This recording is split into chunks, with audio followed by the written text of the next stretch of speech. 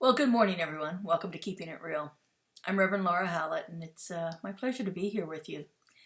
This is that time in the week when we just take a look at the principles we're talking about and how do we put them into practical application in our lives? How do we actually make this stuff work for us? So this month we're talking about love, and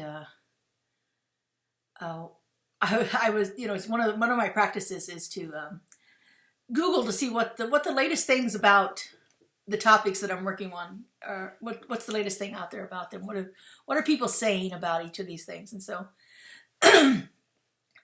yeah, Googling love is, I don't know. It was like 3 billion hits or something like that. It was crazy number of hits on the topic of love. And so, since our first week is about how do we bring this into our lives more in a more personal way, I Googled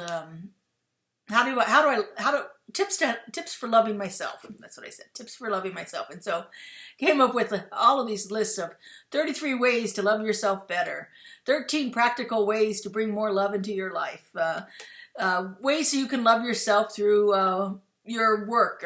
And it was just one thing after another, just, numbers and numbers of things on there. So there's a lot of information out there about love, about how to love yourself. And what I got from all of that is that we kind of have to find the way that works for us. We have to find the thing that is working for us and the thing that's working for us at that moment in our life. Because it's not, just because it works now doesn't mean it's going to work 2 weeks from now or 2 months from now. And just because it doesn't work now doesn't mean it won't work for us in the future. And so finding those ways to bring more love into our lives for ourselves is really powerful. The things that I have found for myself that really work is to cut myself a break. We all make mistakes in life. We all do things that we regret, things we wish we hadn't done or wish we had done better. But to give myself a break when I fall short of my expectations of myself, just to, give myself a little slack there, to allow myself to have space to be human, to be fallible, to be a person who is capable of making mistakes. This whole idea of perfectionism that we have. I spoke about this a little bit on Sunday. We think that we need to be perfect in so many things, and then we get so down on ourselves when we fall short of that idea of perfection. And as Brene Brown says in her book, The Gift of Imperfection, that shame is the reason for perfectionism.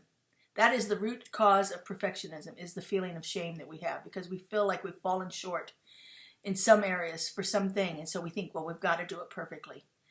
And a lot of this stuff has come to us subconsciously. We don't even realize what we're doing. Like, when we were a child, we might have done something, put our heart and soul into a project, and we show it to our parents, and one of them says, oh, that's nice. And what we take on is, well, that wasn't very good, that's for sure. They didn't have a very nice reaction, when we don't even understand what our parents could be going through at that moment, to where, at least they said something decent and kind to us. I mean, it wasn't necessarily the reaction that we were hoping for, but the shame that we internalize from that is what leads us to want to be perfect in everything that we do. And falling short of that goal that we've set for ourselves is one of the things that will bring us down very quickly. And so, just cut ourselves some slack. Be a little more gentle with yourselves, There's a wonderful song out there by Karen Drucker called I Will Be Gentle with Myself, and I will hold myself like a newborn baby child.